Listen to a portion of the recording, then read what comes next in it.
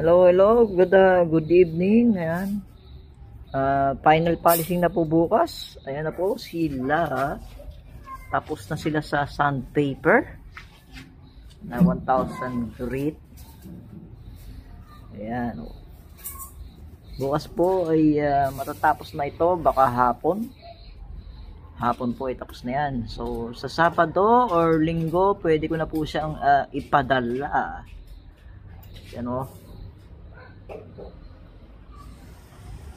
Yan, shiny na sila, pero syempre kulang pa rin yan. Pakikitabin pa natin ng sobrang kintab, di ba?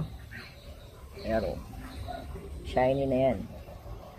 Shiny, but it's not enough because gagawin natin parang glass yan, glass shine yan.